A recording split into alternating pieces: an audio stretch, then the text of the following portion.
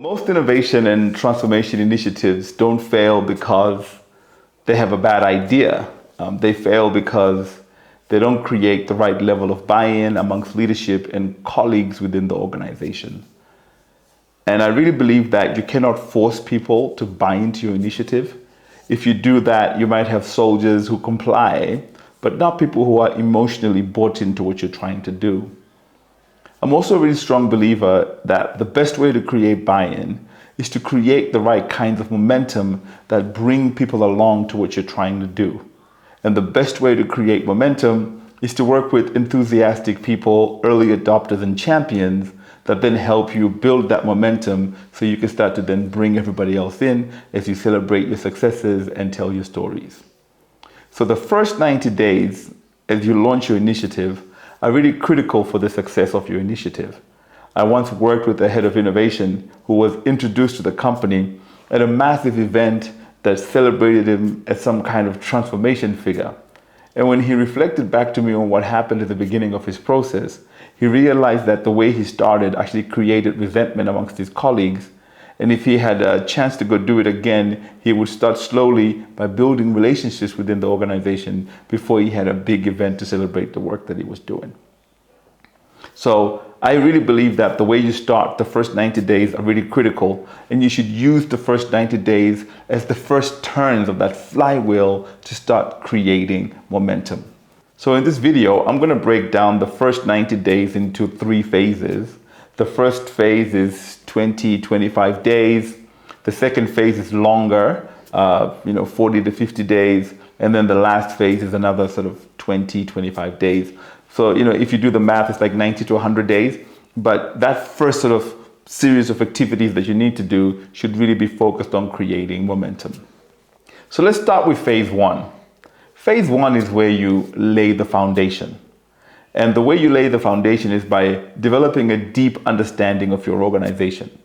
So rather than just jumping in and talking about what you want to do, talking about your initiative and how cool it's going to be and the impact you're going to have and how you're going to change the company and make it better, why don't you slow down a little bit, take the time to understand the organization, learn what has worked before, what hasn't worked before, find early adopters, and then start building relationships with those early adopters to start building the momentum to go forward.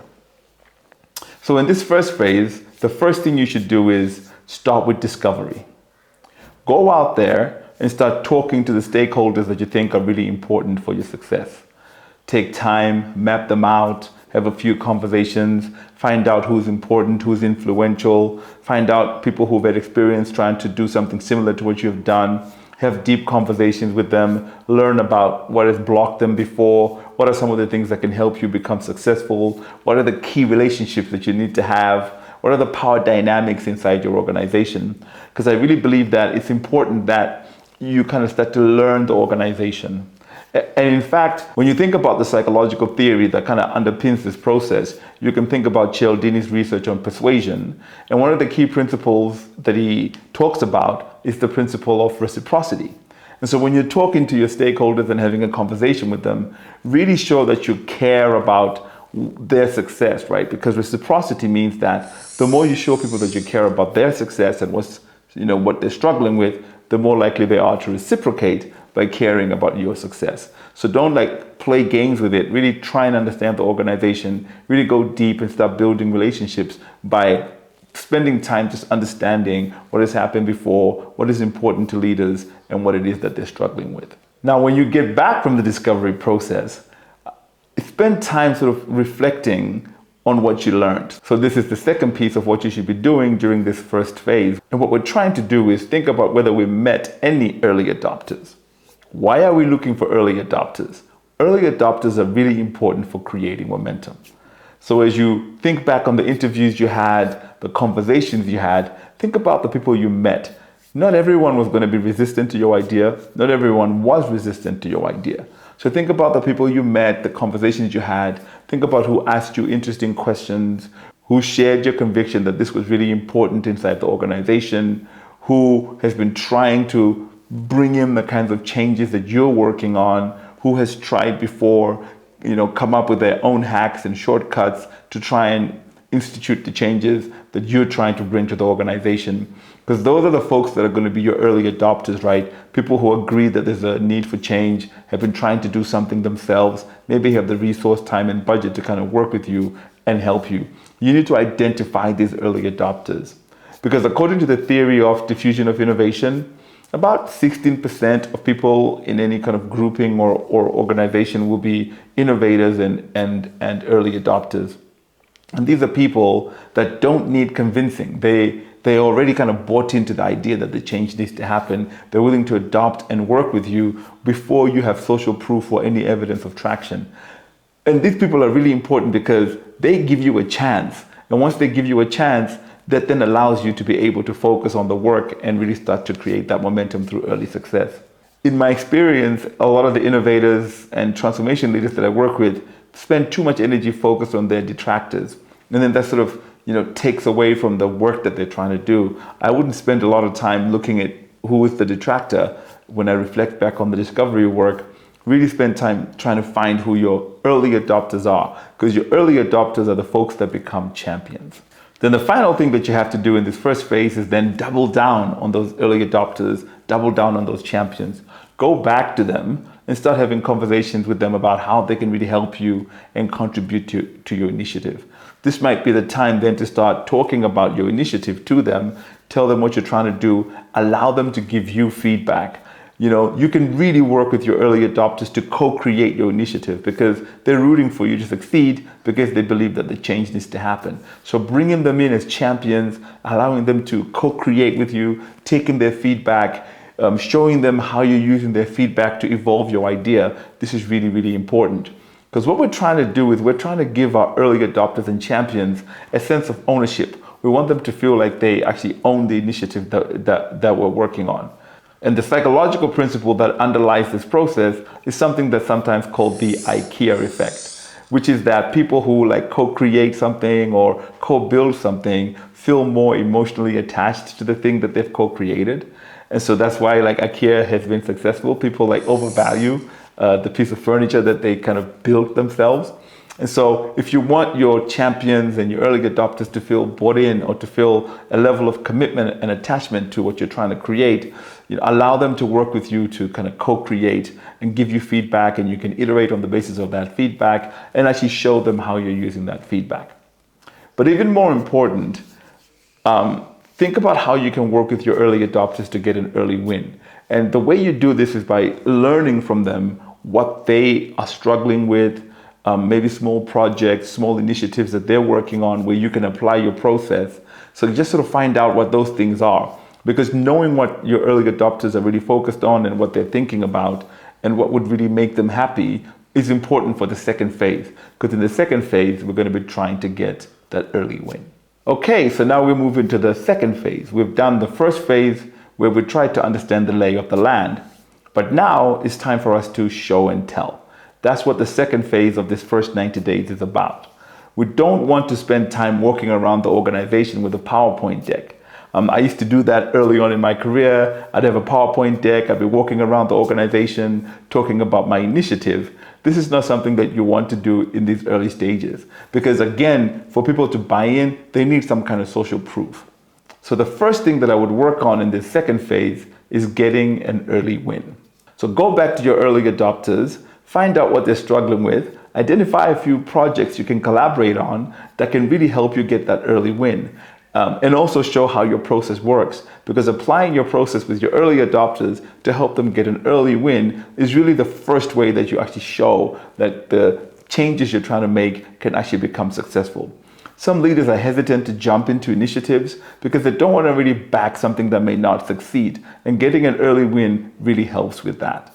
So if you choose these projects you want to work on, make sure that you're working on something that is visible, where you can actually show the progress that you made.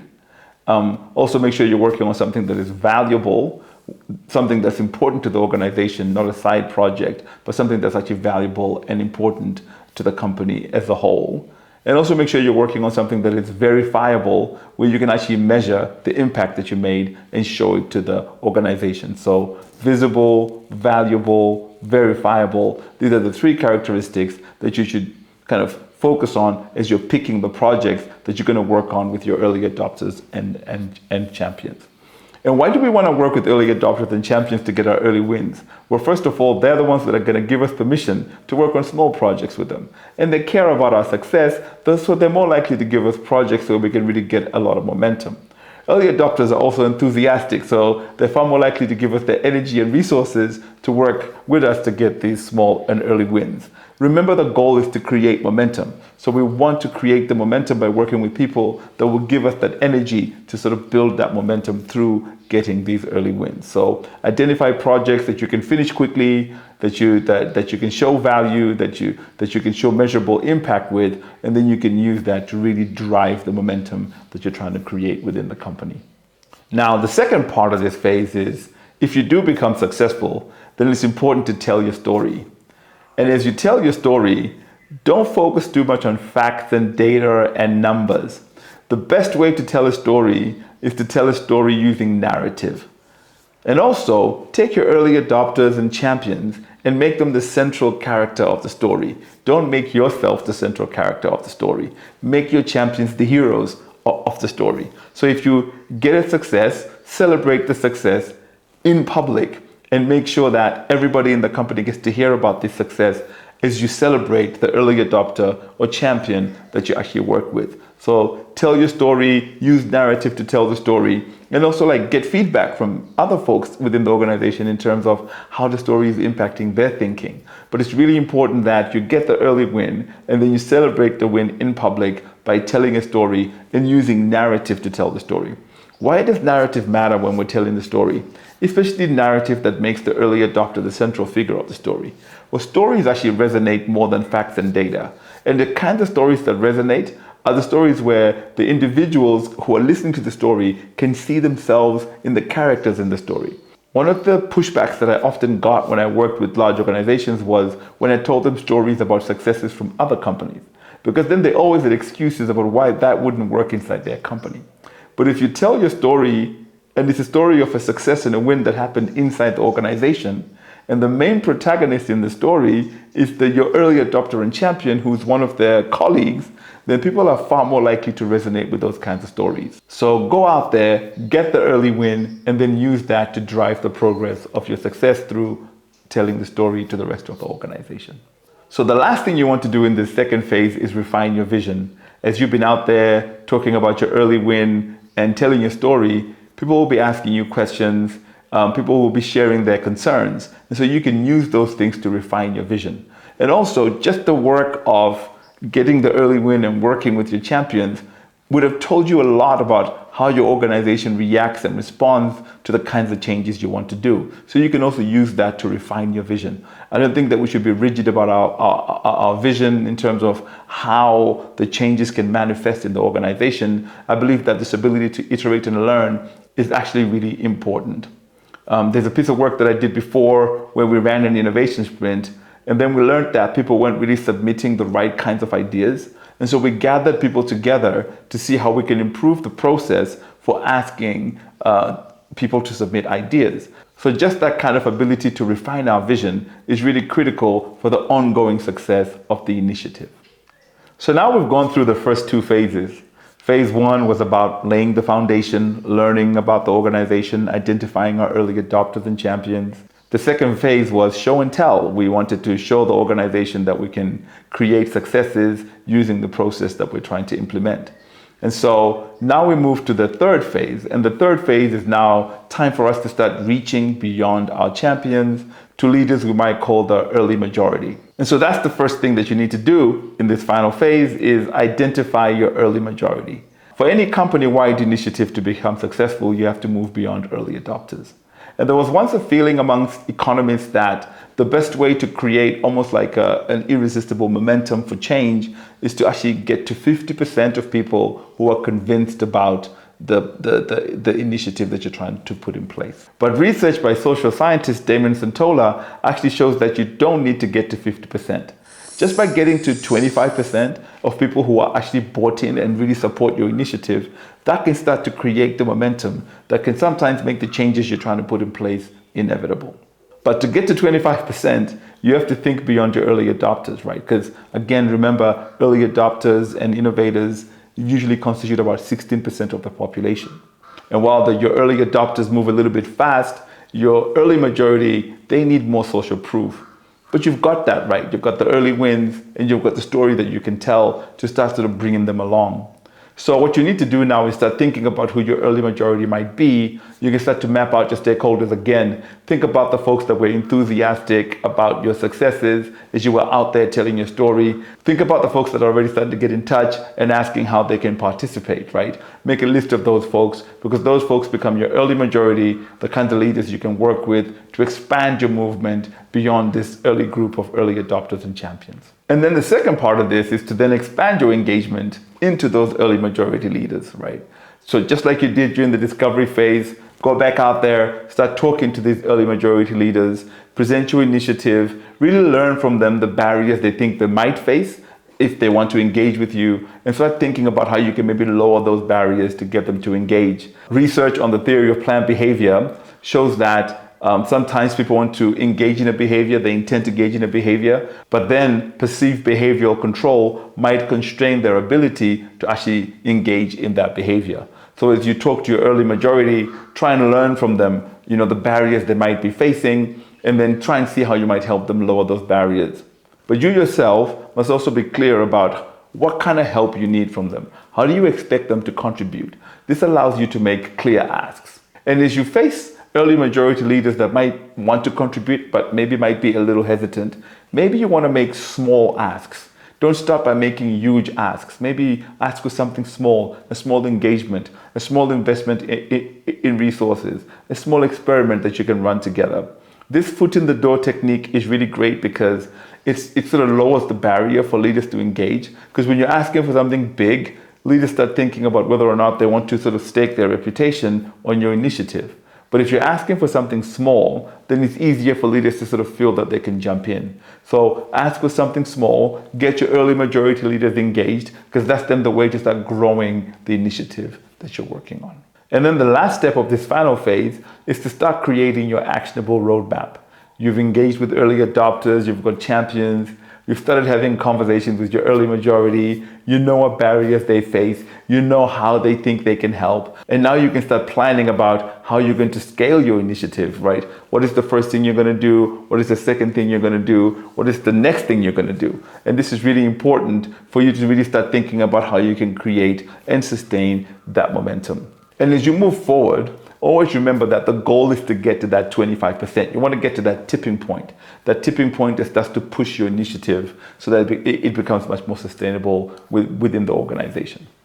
And this focus and this discipline really, really matters.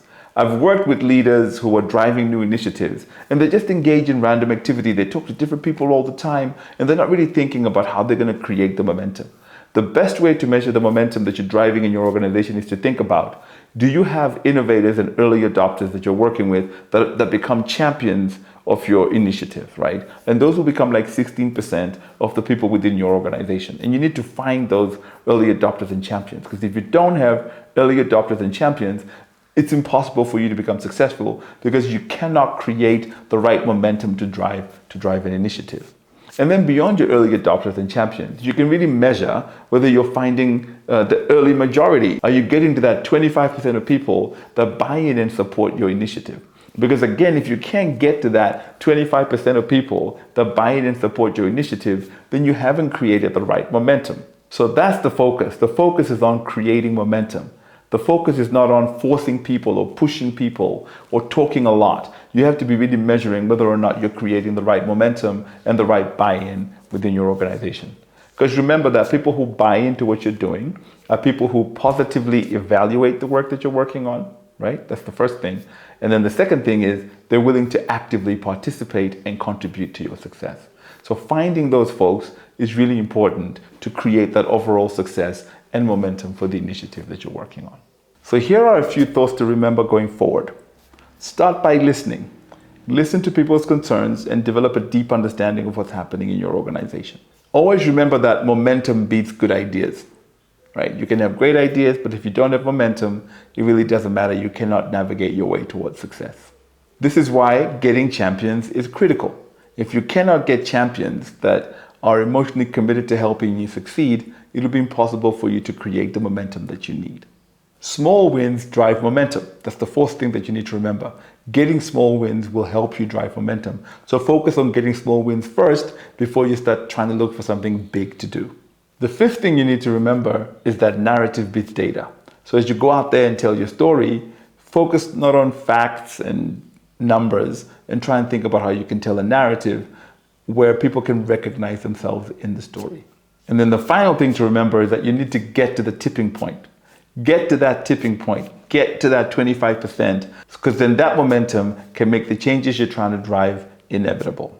I wish you the best of innovation luck. And if you enjoyed this video, please like and subscribe below, and also share this video with anyone you know who might be working on an innovation or transformation initiative that they're trying to create momentum for within their organization.